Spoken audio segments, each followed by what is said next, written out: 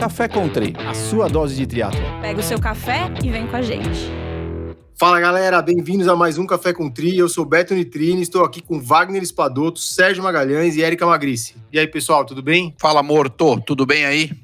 Fala Betão, e aí Arigo, tudo bom? Tô bem como sempre ótimo aqui, né? Só esperando a morte chegar, né? Pelo visto, tá difícil. Lindo. Com a cara de acabado, tá pior que Nossa, eu. Nossa, você não é, você vê, você tirei a barba, fiquei jovem, mas fiquei, entendeu? Ficou estranho, ficou uma puta bochecha, não tá Meio rolando. branco também, né? Precisava tomar um sol, não. Tô achando esquisito você aqui. Cara, eu tô sentindo falta da vitamina D também. Você tá ficando aqueles cara de escritório que fica só na luz branca aí, pelo amor de Deus, né? Será que é isso que eu tô assim? Sei, viu? Bom, hoje a gente vai ter um café com um coach muito competente que se destaca pelos seus feitos como atleta e como treinador. E iniciou no triatlo com 13 anos, em 1996, passou por todas as distâncias e em 2004 estreou no Ironman, vencendo sua categoria e decidiu se profissionalizar. Nos 3 anos seguintes, sempre subiu no pódio entre os 10 melhores do Ironman Brasil. E em 2007 foi o 8º melhor e o 2º brasileiro e conquistou uma vaga para Kona. E em Kona foi convidado por um time asiático, mudou para Tailândia, onde reside até hoje. E aí, depois dessa performance em Kona, decidiu se aposentar do triatlon profissional. Okay? Depois a gente vai entrar no motivo dessa aposentadoria também. Treinou sob a tutela do Brett Sutton um tempo, né? Competiu lá, competiu fora, competiu provas internacionais, chegou até a morar com a Chrissy Wellington, acho que ela até citou isso no livro dela, que ela escreveu, que é um livro muito legal também. E aí ele fundou um triathlon club em Bangkok, organizando training camps, treinos em vários países. É um treinador certificado pela ITU, né? Então, e hoje também tem a Iron Guides, que tem vários atletas no mundo e inclusive aqui no Brasil. Inclusive, o contato do Vini que me deu foi o Topan, que foi treinado por ele, né, no vice-campeonato mundial que ele tem lá em Kona. Então é isso, a gente vai ter um papo hoje com ele aqui. Queria te agradecer a presença, obrigado pelo ter sido nosso convite, Vinícius Santana. Obrigado, Beto. Obrigado aí, Marisa, Sérgio, Wagner, pela oportunidade aí. Estou animado aí para explicar um pouquinho mais da minha história. A gente agora, o mundo ficou muito pequeno, né, com podcast, mídias sociais, então mudou muito as coisas aí. E eu já sou mais da antiga, aí tem muita gente que não me conhece, mas tô na batalha aí, acho que são aí 25 anos de triatlon, alguma coisa do tipo assim. Então vai ser legal aí dividir um pouquinho da minha experiência. E eu tenho uma bomba para dar, viu, Betão? Vou contar aqui uma coisa. Eu sempre com as bombas, né? Em 2011, eu mandei um e-mail para Iron Guides para ser professor dos caras e os caras me rejeitaram, cara. Porque você era ruim, né, galera? Preciso contar isso. Você era ruim. A mágoa que ficou, ó. A mágoa guardada 12 anos depois. Foi um incentivo para você estudar. Vagabundo. Acho que nós ficamos foi com medo, viu? Mas a gente fazia um trabalho de certificação e é uma coisa meio complicada, assim, tanto da parte do negócio, né, de achar um candidato, porque o ideal seria alguém que a gente poderia ali dar a mão e crescer junto. Então, ou se o professor já tiver uma estrutura muito grande, a gente não vê muito motivo, ou então, às vezes, o contrário também, né? Que eu não lembro exatamente quem que falou com você, se foi o Rodrigo na época, se foi eu mesmo. Mas, Rodrigo, enfim, agora respondeu. A gente está aqui, pelo menos, dividindo essa experiência e... Aliás, o Rodrigo me respondeu, falou que no momento eles não precisavam... como é que era? No momento estamos com nossa equipe completa. Que era né? A gente tinha um atleta. É uma coisa, você aí tá na indústria e sabe que selecionar professor é mais fácil falar, não, pera aí, vamos ver se tem a oportunidade primeiro para depois fazer a escolha. Isso, inclusive, é um desafio que eu tenho até hoje. Eu vou explicar um pouquinho, mas eu não trabalho tanto no Brasil assim. Eu tenho aí o meu canal do YouTube, alguns atletas aqui e ali. Tenho muita vontade de expandir um pouco, mas é exatamente essa dificuldade. Às vezes eu prefiro manter um negócio menor e mais controlado. Então, mas enfim. Então agora é a sua oportunidade de fazer todas as perguntas aí que você não pôde fazer lá. Não, eu ia até te falar assim, já que a gente começou esse assunto, né? Fala um pouco da Iron Guides, né?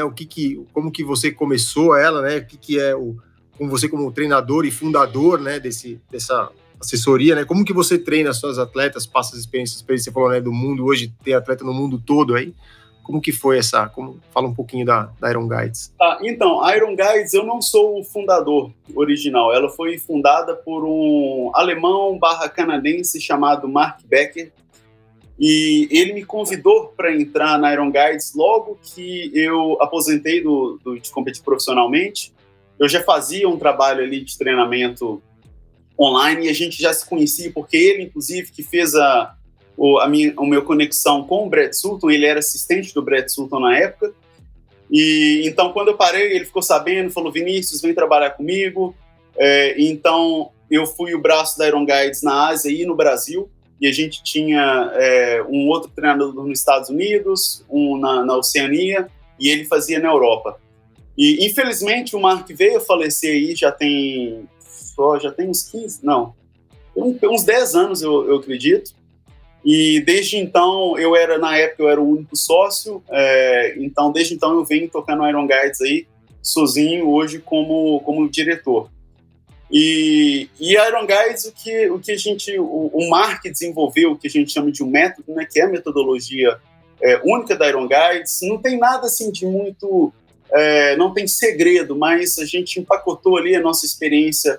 Ele já foi triatleta profissional também, tem top 40 no Mundial do Havaí, e os dois trabalhou com o Brad Sutton, então a gente aprendeu muito. Ele tem um background de investment bank, né, de trabalho aí no mercado financeiro. Então, cada um agregou um pouquinho ali e a gente criou essa metodologia que hoje o nosso foco, apesar de a gente trabalhar com atletas de todos os níveis aí, é aquele atleta que segue um programa de treinamento, segue uma rotina, que quer competir, busca aí talvez melhorar sua performance, não faz somente ali 100%, por saúde, por estilo de vida, tem um pouquinho ali de um instinto competitivo, né? Uhum. Então, essa é a história aí da Iron Guides, e hoje, é claro que assim, por eu estar morando na Tailândia já há 15 anos, eu tenho um triatlon clube lá, então é onde que é o meu foco, mas eu faço esse trabalho também, principalmente online, aí, no Brasil, através de um canal do YouTube, principalmente, é meu principal meio de comunicação.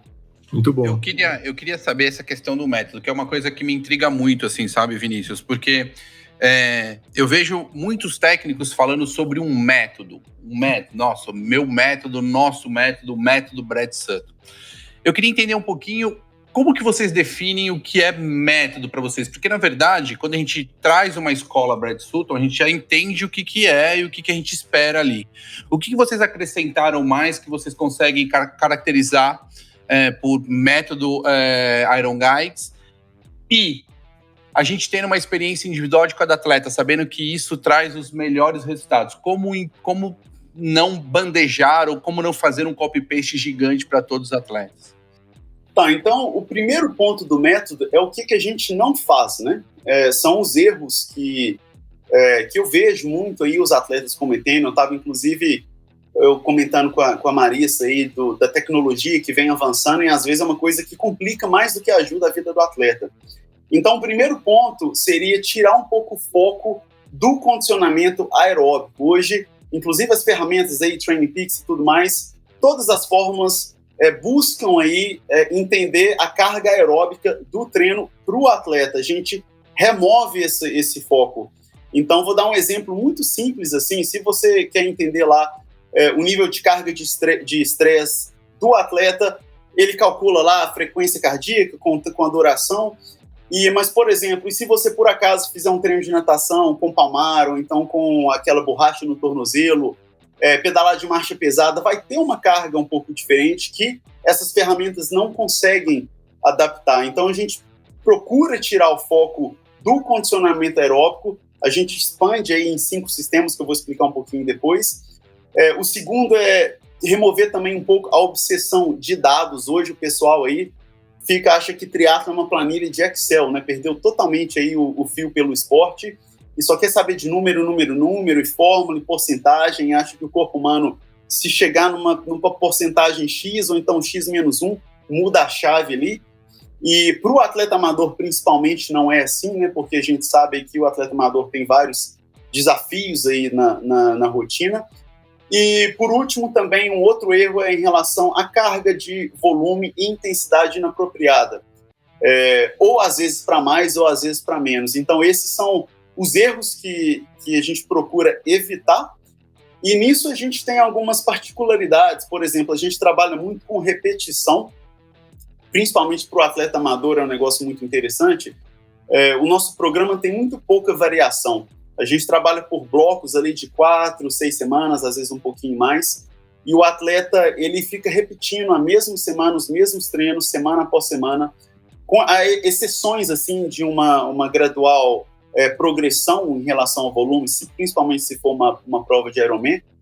Mas essa repetição traz muitos benefícios aí, tanto logísticos para o atleta amador, que ele consegue antecipar ali um pouco da rotina dele, quando também ele consegue ali entender um pouco mais sobre o corpo dele, se ele começa a entender cada sessão, aumenta a concentração. Eu já tive casos de atleta que ficou na mesma planilha 7 meses, e repetindo ali a mesma semana, 7 meses, chegou no outro ano, bateu o recorde da categoria do Ironman Brasil. Eu acredito que foi em 2009, o Leonardo Moreira fez 9 horas e 5, eu acho. E então esse lance da repetição é muito importante, é uma coisa que não necessariamente todos os treinadores fazem, até é uma dificuldade que eu tenho, porque igual que eu dei esse exemplo, né, o atleta repete o mesmo treino durante 7 meses, mas ele fala, mas para que eu tô te pagando, né? Se não tem nenhuma alteração no programa aqui. Então acaba que às vezes o treinador fica inventando moda ali um pouco para, inclusive, justificar a mensalidade, né? A gente prefere focar mais um pouco na hora de desenvolver o programa e na comunicação durante o programa. E por último aí, a gente considera os 5 sistemas que a gente fala, que envolvem o nosso programa de treinamento. A maioria não vai ser novidade para ninguém, mas achar o equilíbrio entre tolerância e lactato, que seria, no caso, né, o condicionamento aeróbico, a endurance muscular, velocidade, força, e também, por último, técnica, que a gente tem o nome neuromuscular.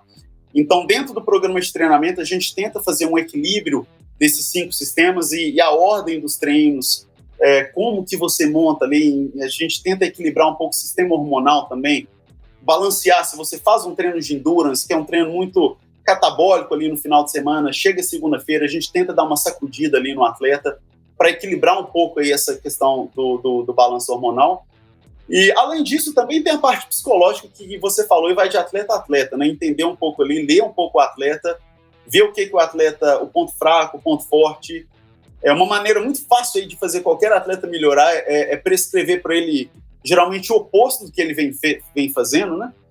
Então, personalizar um pouquinho isso. O cara, ele adora volume, é viciado em volume, então coloca num bloco de intensidade ali que ele melhora rapidinho e vice-versa, né? Então, essa é a explicação ali de 2 minutos da nossa... Eu vou ter que dar a minha explicação para algumas coisas. Vou ter que dar a minha explicação. Ele falou, eu tenho que dar a minha explicação. Bom, eu acho que o primeiro ponto é que ninguém tem uma fórmula mágica, né? Ninguém. Então, não existe muito... isso é extremamente errado. É evidente que existem algumas premissas de treinamento que deveriam ser respeitadas, que a gente sabe que muitas vezes... não são. Eu fui um cara que trabalhei muito com dados, né? Gosto de dados, fui um dos caras, não o primeiro, mas um dos primeiros aqui a começar a discutir dados, e realmente, quando você começa a entender um pouco mais o seu atleta, né? Uma coisa é o Brad Sutton estar na piscina com você, né? Olhando nos teus olhos e vendo como é que está a tua eficiência ali, o quanto isso está sendo prejudicial na pista, enfim, na base do Hill Reps, né? Ali olhando você e falando, poxa, esse cara sai do treino. Outra coisa é a planilha online, né? Que você realmente precisa de alguns dados para poder formatar esse atleta de uma forma melhor. Então, eu acredito que o lado humano associado a algum resultado ali, algum output de dados, pode sempre gerar os melhores resultados, né? Então, isso eu acredito muito nisso. Quando você falou das 7 semanas, é evidente que eu concordo com você que repetir treinos é importante para o atleta, muitas vezes até para gerar uma adaptação melhor. Evidente, eu, no caso Wagner, não daria 7 semanas, porque eu acho que é muito tempo, e aí eu entro num erro. 7 meses, eu já acho que entra num erro metodológico de progressão e variação de treinamento. Mas eu entendo que, dependendo do atleta, e você conhecia melhor aquele atleta naquele momento, aquele era o caminho e ótimo, né? A gente sempre tem que pensar que o coach, ele tem esse conhecimento muito enraizado, assim. Então, eu não costumo muito discutir essas questões como metodológicas, assim. O que eu gosto muito de dizer é que as pessoas me perguntam, qual que é a sua metodologia, né? Muito volume, pouco volume, intensidade, mais, menos, palmar, big gear. Olha, eu sempre procuro entender qual é a necessidade do meu atleta, que momento que esse meu atleta se encontra e para que tipo de prova que esse atleta vai trabalhar, né? Que a gente vai trabalhar para esse atleta competir. Então, são só algumas nuances, mas você veja que se a gente talvez mudar o vocabulário, a gente acaba caindo sempre muito próximo das coisas, né? É uma questão muito mais de entendimento de tudo isso. Mas, obrigado, eu queria entender essa questão. O que eu vejo, eu leio algumas coisas de vocês, e às vezes eu vejo um método, que o método, preciso saber do método, preciso entender o método.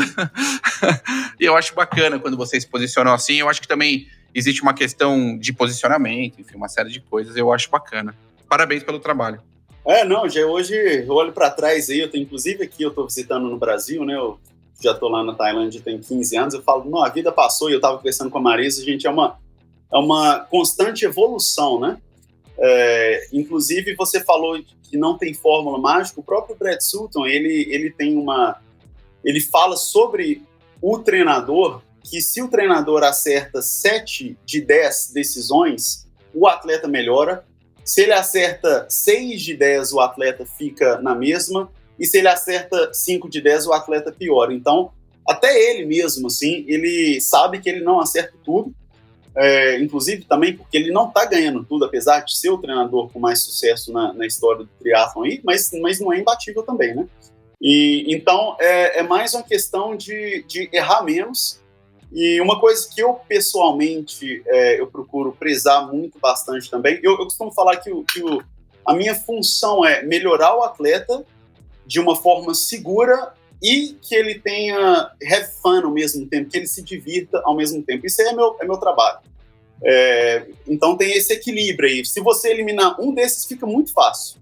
Achar o equilíbrio desse tripé aí, se você pode melhorar o atleta de forma segura, mas essa questão, por exemplo, dos 7 meses lá não vai ser muito divertido. Vai ser. O cara tem que estar muito focado, né? O cara tem que estar muito focado e acreditar no que está sendo passado. Inclusive, esse atleta foi o meu primeiro atleta, o Léo daqui de BH. Eu comecei com ele em 2005, então já são aí 17 anos de relacionamento on and off. Então é um caso extremamente à parte aí. Mas então o meu equilíbrio é isso aí. Então o meu desafio é achar esse tripé da diversão, da performance e da segurança, principalmente, né? Porque um atleta machucado, um atleta doente, primeiro que o atleta vai lá te contrata para te ajudar, né? Então você precisa preservar isso. E segundo que um atleta doente ou machucado não é um atleta mais, não é nem um cliente mais. Então ele não te paga. Ninguém ganha com um atleta doente ou machucado. Então, achar esse equilíbrio aí dos três que é o desafio. Ô Vinícius, você estava falando, né? Você falou que está 15 anos na Tailândia, né? Até eu falei na abertura, né? Que você fez Kona em 2004, né? 2007. Parou. Você comentou até que você tem diabetes tipo 1, né? E aí eu queria que você comentasse o porquê dessa decisão de parar, que você falou que foi por causa dessa diabetes, mas quais foram os motivos, né? E como você foi parar na Tailândia depois disso, né? 2004 eu fiz o primeiro Ironman, igual que você fez na apresentação. Aí eu ganhei o meu age group. Fiz profissional já em 2005 e aí em 2007 eu peguei a vaga. E nesse meio termo aí, o Brett Sutton foi contratado por um time de Singapura e ele precisava de alguns atletas. Então ele puxou alguns atletas dele já para representar o time. A Chris Wellington era uma, a Nicola Spirig, o Reinaldo Colucci, inclusive, a gente morava na mesma casa ali, eu, o Reinaldo, a Chris, mais uns 2 atletas. E então eu vim aqui para a Ásia representar esse time. E eu tive uma adaptação muito difícil. O diabetes é um problema muito sério, que ele não permite muito exagero, assim. Então, para simplificar ao máximo assim, em relação ao diabetes tipo 1. Você precisa manter o seu índice glicêmico em uma banda muito estreita.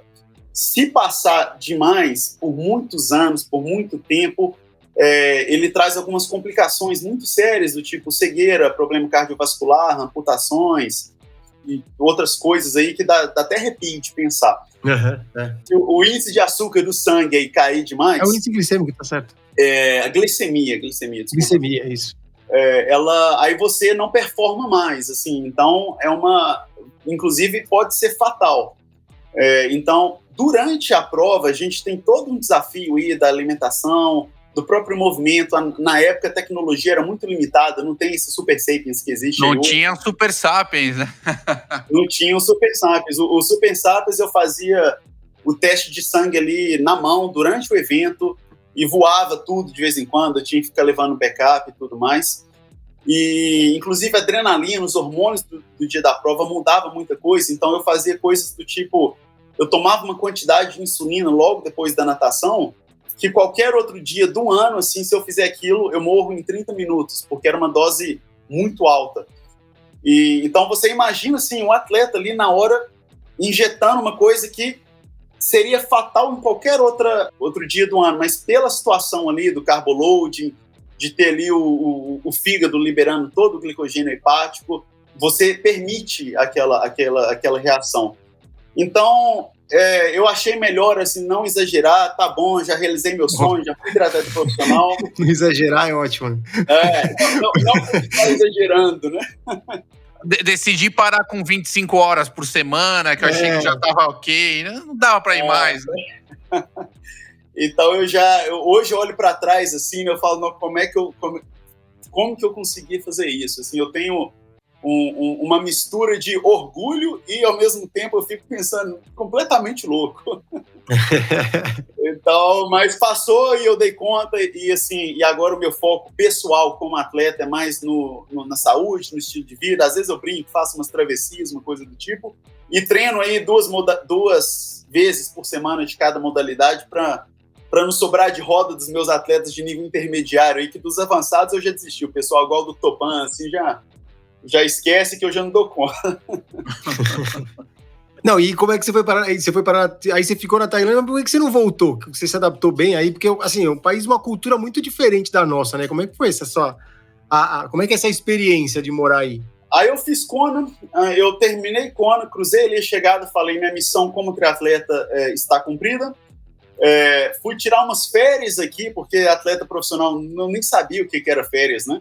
E dei uma passeada e já trabalhava um pouquinho ali com treinamento, eu tinha acabado de formar no Brasil.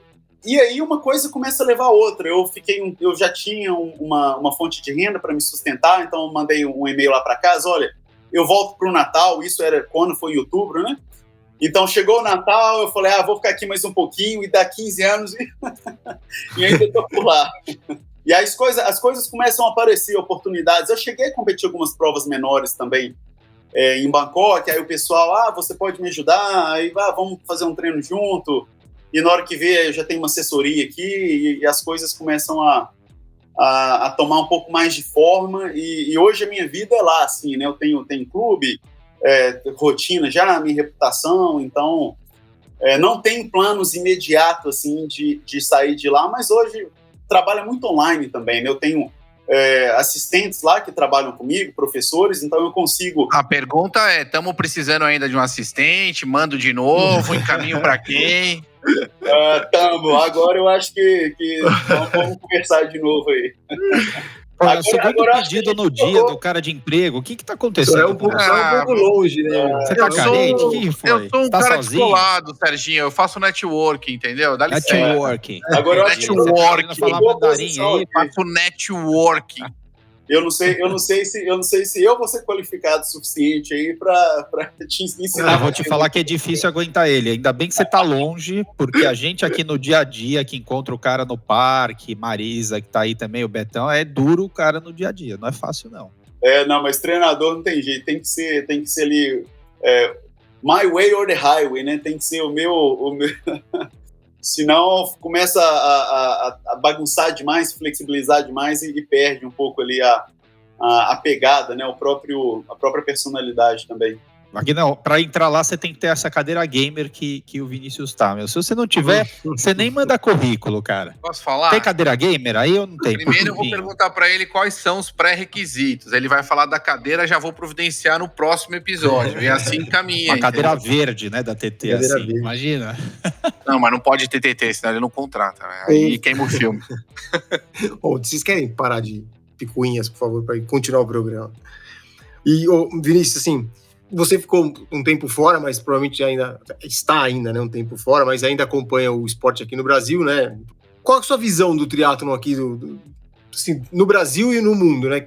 Para os próximos anos, né? O que você tem visto, né? Você acha que a gente vai ter uma retomada aqui no Brasil de talentos que a gente já teve, né? E o que você acha que falta para o esporte, para o triatlon, ter mais visibilidade, né? Ter mais consistência, assim, ter atletas sendo formados, novos talentos e a gente conseguir ter sempre gente boa disputando as provas pelo mundo aí. Então, o primeiro assunto que eu queria mencionar aqui, que eu vejo muito pessoal reclamando de que no Brasil não tem patrocínio e não tem suporte e esse tipo de coisa. E, assim, pode ser em relação à categoria de base, à formação de um atleta. Mas eu, inclusive, já troquei ideia com o Reinaldo Colucci sobre isso. Na época lá que a gente morava na Ásia, ele falou: Vinícius, eu sou um dos atletas mais bem pagos do mundo. E porque no Brasil é aquele papo, né? Quem tem um olho na terra de cego é rei. E você pega aí talvez um Alistair Brownlee, ou então o que ganhou aí 2 medalhas, mas pode ser que no dia que o Alistair Brownlee ganhou o ouro ali olímpico para a Inglaterra, já tinha acontecido mais uns 3, 4, 5, 6 ouros olímpicos ali da Inglaterra também. Então toda aquela atenção é dividida com os outros atletas world class ali daquele país. Já no Brasil, a gente sabe aí, o cara ganha uma medalha olímpica, o César Cielo, o cara tá andando de Ferrari ali no outro mês, entendeu? Então, tem essa oportunidade financeira, eu acredito, no Brasil, para o atleta que já está formado. É claro que, assim, para chegar lá, outros 500, tem toda a dificuldade, mas morando fora, eu já treinei com um atleta profissional do mundo inteiro aí. Olha, isso aí é meio que para todo mundo, viu? Não é fácil para ninguém. Ninguém vai ter tudo na mão ali, dinheiro e oportunidades. No Brasil, a gente tem algumas facilidades, o lance aí do nosso clima, relação ao acesso à piscina também costuma ser muito fácil. Então, é uma pergunta muito difícil, que eu não sei exatamente, assim. Eu acho que ninguém tem essa fórmula. Tanto é que não existe um país assim que domina o esporte em cima dos outros, né? Tem aí o pessoal da longa distância, talvez da Alemanha, tem uma tradição muito forte, e da Austrália também. Na prova curta, os ingleses aí já tem um tempo que eles estão muito fortes. Mas não tem, assim, aí agora os noruegueses, mas ao mesmo tempo, assim, são 2, e não necessariamente os 2 ganham tudo, assim, no Super League lá eles não ganham, entendeu? Então, o esporte está muito democrático, eu acho, está muito pulverizado, assim, não tem ninguém mais que é o dono da verdade e o país favorito. Hoje a gente tem atleta aí, eu vi lá um da Turquia, do Marrocos, não lembro, ganhou uma World Cup lá na Coreia, um menino correndo super bem. Nova Zelândia sempre teve, então assim, é complicado. Eu não sei te falar por que o Brasil assim, não teve ainda um atleta entre os 10 nas Olimpíadas. Eu acredito que a Sandra em 2000 foi 11ª, ou talvez tenha sido o Leandro Macedo. Naquela época a gente tinha um pouco mais de atletas de performance, mas eu acho que talvez o talento do Brasil também vá para o futebol, entendeu? Cada país ali tem os atletas mais talentosos, aquele que tem habilidades físicas naturais, vão se destacar em uma modalidade que talvez traga mais retorno financeiro, que é o que acontece muito nos Estados Unidos, por exemplo. Os melhores atletas dos Estados Unidos, eles vão jogar futebol americano, eles vão jogar talvez o basquete, eles não vão fazer triatlon, entendeu? Então tem um pouco disso também, é uma coisa muito complicada, assim, não tem uma resposta clara. Vamos fazer isso, abre uma escolinha aqui, incentiva isso aqui que resolve o problema, senão daria todo mundo fazendo. Vinícius, aproveitando aí o gancho do Beto, a gente queria um pouco da tua visão, a gente sempre comenta né, que para novos entrantes, novos atletas, praticantes de qualquer esporte, no triatlon não é diferente, uma peça fundamental é a gente ter ídolos, né, ter inspirações, e a gente sabe que grande parte desses ídolos, dessas inspirações, sempre vieram, né, dos profissionais, as pessoas que competem em alta performance, que estão, né, nas grandes mídias, na TV, enfim, onde a gente segue. E aí, a gente também acompanha uma ascensão muito grande de atletas amadores performando muito bem e conseguindo conquistar espaço, não só de influenciar pessoas a fazer esporte, mas também conquistando espaço com grandes marcas, né, dando grandes retornos. Como é que isso aqui no Brasil tem acontecido de uma forma muito frequente e, por sinal, tem desencadeado em algumas questões de provas que são mais promocionais e não tem, às vezes, uma categoria profissional e não tem uma premiação, né, profissional, e isso faz com que os profissionais se desestimulem. Como é que isso, internacionalmente, você que está muito fora, versus aqui no Brasil, isso existe aí? Qual é a tua visão sobre isso? Eu queria muito a tua opinião. Boa pergunta. Inclusive, eu mencionei o Reinaldo aqui já uma vez, e eu aprendi muito com ele quando a gente morou junto, principalmente. Eu já fiquei hospedado na casa dele lá em São Carlos também. E eu lembro que, na época, ele falava assim, o Ironman é um esporte para amador. Porque assim, o atleta de Ironman ele não consegue competir com muita frequência. Então, e a premiação de dinheiro lá, se o cara chega em 7º colocado de um Ironman e um atleta excelente, mas não sei, ele vai ganhar o quê? Uns $2.000, entendeu? E quantas provas por ano que esse atleta consegue fazer? Então, por isso que hoje quem tem mais oportunidade é quem tem mais exposição. E as marcas estão... É uma realidade. Eu não necessariamente eu concordo com essa progressão da exposição do triatlon. Talvez eu seja mais old school ali, em que o atleta ele era campeão mundial, ele vai receber um patrocínio. Hoje não é necessariamente assim, né? Ele precisa ali ter um Instagram com muito seguidor, ele precisa ter toda uma equipe por trás e talvez criar até um personagem, o look do dia e aquele tipo de coisa, e a performance está quase ficando secundária, né? Em relação à premiação, é um negócio meio complicado. Eu acho que varia muito um pouco do organizador, do país da prova também. Aqui na Ásia, é um mercado muito diferente, o nível é muito baixo e tem algumas provas, inclusive, que pagam muito bem. Já no Brasil, a gente vê aí provas muito disputadas e o cara ganha um troféuzinho, parabéns, e fica por ali mesmo, entendeu? Então, assim, eu acho que se hoje um atleta quiser ser um atleta profissional e viver disso, seria mais fácil, talvez, ele fazer pelas vias mais oficiais, que seria prova curta, e porque a gente sabe que a prova longa é muito complicado ter um apoio financeiro e fazer o negócio acontecer. Hoje, os atletas que são profissionais de prova longa vieram da prova curta, então eles criaram todo aquele histórico, toda aquela reputação, relacionamento com os patrocinadores, né, que conseguem ali manter nessa transição da distância. E então eu acho que isso explica um pouco assim o porquê que hoje aí tem vários amadores que andam bem, tem marcas aí por trás, não necessariamente financeira, eu acho que isso aí é muito difícil ainda. E os profissionais ali de longa distância ainda, isso já era na minha época também. A maioria aí tem um trabalho ali, um part-time job, trabalho como treinador, então a família acaba que ajuda também. Eu acho que é a realidade do nosso esporte. O nosso esporte ainda é um esporte muito pobre, apesar de que hoje tem o PTO aí que está tentando mudar isso um pouquinho, né? Está vindo aí para incentivar um pouco esse lado financeiro do triatlo de longa distância. Vamos ver se vai dar certo também. Que isso já aconteceu algumas vezes, o pessoal às vezes fica ali alguns anos, vê que o triatlon pode ser o caso, o triatlon não seja um negócio viável também, né? O triatlon profissional, às vezes, não é viável financeiramente, matematicamente, não sei. Se alguém fizer um business plan aí e ver que o triatleta profissional nunca vai, a não ser que seja o cara lá que os top 10 ali do Mundial, nunca vai se conseguir se aposentar do triatlon, né? Vai ter que terminar ali, fazer alguma coisa, trabalhar com full time, com algum outro trabalho. É legal, interessante isso que você falou da quantidade de provas da longa distância versus a curta, né? A possibilidade do cara de ele acumular premiações. Eu tenho um pensamento sobre isso que você falou, e eu acho que está muito em linha, que talvez o triatlon não seja realmente um esporte, né, para esse resultado, do profissional resultado. A minha visão nesses anos aqui, eu acho que tem crescendo isso, e o porquê da ascensão de pessoas e que tem muito valor, né, amadores, é porque eu acho que o triatlon ele tem vendido muito mais um lifestyle do que o próprio esporte, na minha opinião.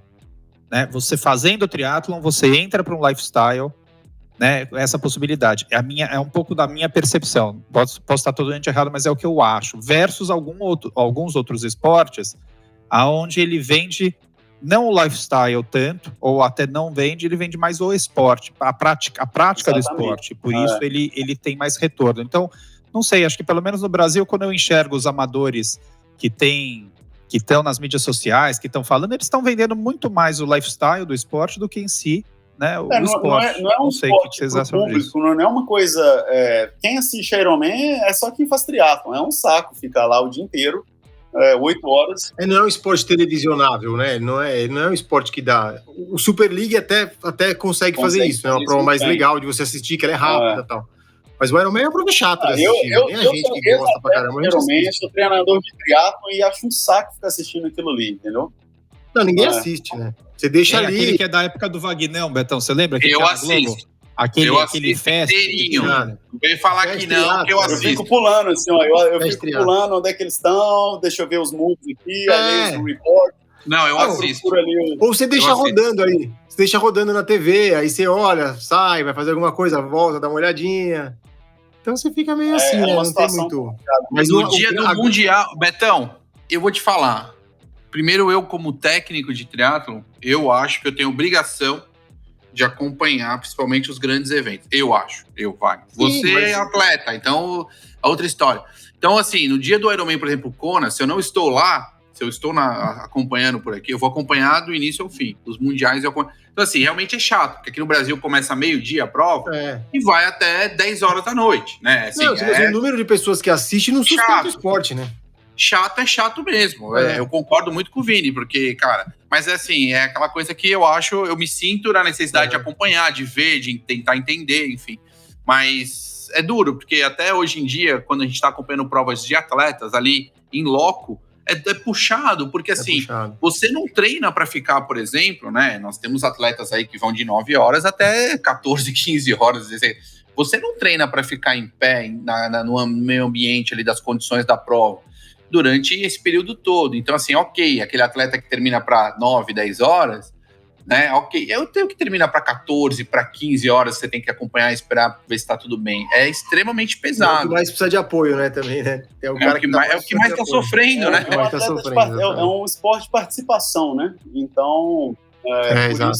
O triatlo é um esporte de participação. Por isso que eu acho que hoje aí o amador que se destaca, o pessoal às vezes consegue até também se espelhar um pouco mais, né? Porque às vezes o profissional é uma coisa tão longe e eles fazem uma performance tão sobre-humana que às vezes o amador que tem um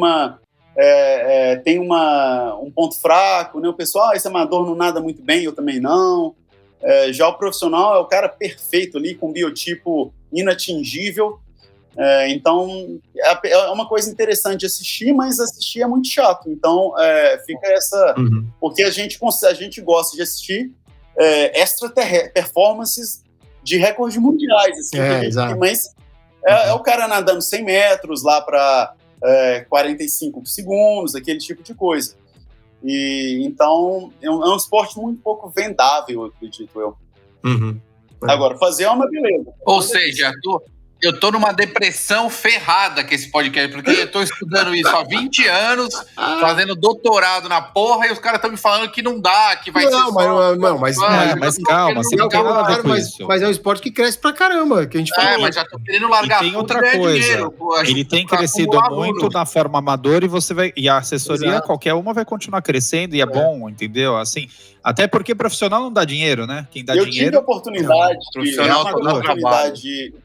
eu estava tendo algumas requisições para trabalhar com atletas profissionais e eu cheguei até a pensar em mudar, que eu estou em Bangkok, né? Bangkok é São Paulo, uma cidade enorme e as condições de treino não são as melhores. Eu tive a oportunidade, um atleta profissional fez um approach, você quer me ajudar? Eu cheguei a considerar mudar para um lugar mais tranquilo, que seria um São Carlos lá da Tailândia, e pensei bastante e não quis. Eu não quis ir para esse lado da performance. Eu acho que assim, é muito desgastante. O treinador tem que ser um atleta praticamente, tem que participar de 3 treinos no dia e ficar de olho ali. E a gente viu, eu acredito que o Eduardo Braz aí, que foi o atleta da seleção em Tóquio, resolveu sair desse lado da performance aí, né? Talvez pela questão pessoal dele, foi o que eu fiquei sabendo. Então... ele foi técnico, né? A técnica. Isso, técnico. Foi o técnico aí ainda é, né, dos principais atletas aí das Olimpíadas. Então, o profissionalismo do triatlon, não sei, eu acho que talvez financeiramente é uma questão muito complicada. Eu vejo muita gente fazendo por paixão, que inclusive foi meu caso. No último caso ali, eu classifiquei para o Mundial e foi o único ano que, assim, eu me paguei. Já tinha essa equipe, tinha alguns patrocinadores pessoais, que eu já não precisava mais do meu trabalho, então pedir dinheiro em casa, esse tipo de coisa, para ir competir. E então eu acho que é um esporte de paixão, e o pessoal compete profissional às vezes só para se testar, para se expor ali contra os melhores do mundo, e não necessariamente para fazer dinheiro e para tratar aquilo como uma profissão. Ô Vinícius, agora eu vou inverter. É curiosidade mesmo a gente sair da pauta aqui, mas assim, a gente falou de profissional. Queria um pouco da tua visão. A gente conversou, fez uma gravação anterior aqui com o Emerson Gomes, e a gente perguntou como que ele enxerga, né, e como que eles tratam os novos atletas que começam, né, a treinar, né, o cara que chega, né, a gente sabe que tem aquele que já, aqui estou falando no Brasil, né, aquele que já deu Google, que já sabe tudo, que já vem com a prova, já tem uma prova marcada do Ironman, para que 2 meses o cara não sabe nem nadar, e tem aquele que cada vez menos, né, que fala, olha, eu quero ouvir o que você tem para me falar, eu vou fazer tudo o que você disser. Como é que é isso aí fora? É igual ou é diferente? É igual. Eu acho que, assim, não muda, não muda nada. Eu já vi cada história, eu já tive cada experiência com atleta, tanto que tem uma confiança que não seja realista com a situação, com as possibilidades dele.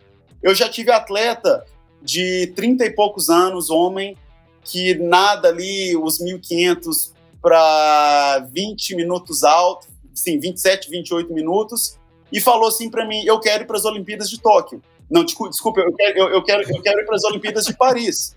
E isso é em 2021, no ano das Olimpíadas, entendeu? Ao mesmo tempo também, eu já tive um atleta que, faltando ali 2 meses para o Ironman da Malásia, inclusive ele morava na Malásia, ele me contratou e ele tinha feito um meio Ironman quase que para 8 horas. Aí foi mais uma questão de ajudar ele, assim, com a estratégia da prova, equipamento, porque não dava tempo para fazer mais nada. E eu lembro que ele me perguntou assim, você acha que eu devo comprar, na época aqueles tênis Newton eram muito, muito populares, né? Você acha que se eu comprar esse tênis Newton me ajuda? Eu falei, não preocupa não, que você não vai correr, não. Você pisava com a frente, dava uma dor na panturrilha, aquele negócio aquele lá. Quem dava inventou muita aquilo? lesão, dava muito problema. Pelo amor do tempo. Eu não sei quem inventou, mas eu lembro dele nos pés do senhor, viu? E não foi mais de uma cor. Não, eu ganhei aquilo lá, misturei. Mas que o senhor usou que eu lembro. Eu ganhei aquilo lá, misturei inteiro, e aquele filho da mãe, sabe quem era o garoto propaganda do Newton? Era aquele Dean Karnazes, aquele maldito. Que fez as 82 maratonas. O Craig Alexander usava.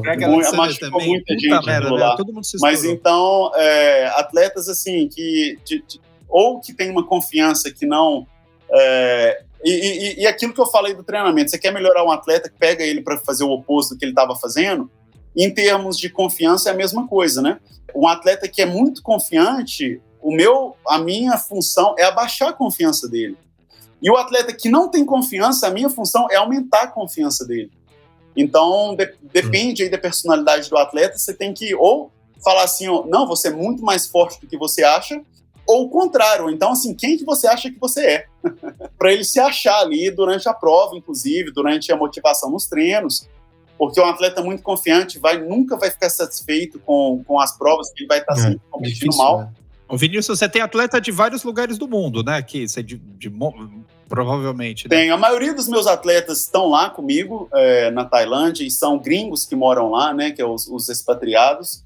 E aí tem alguns outros, tem alguns aqui no Brasil, Europa, Austrália, Estados Unidos, inclusive alguns da África também, né? Tem alguma nacionalidade que é mais difícil de lidar? Que você fala, puta, esses caras é tudo igual, é difícil. Tudo... Pessoal de Minas. Os chineses. Nacionalidade mineira. Boa. Os mineiros.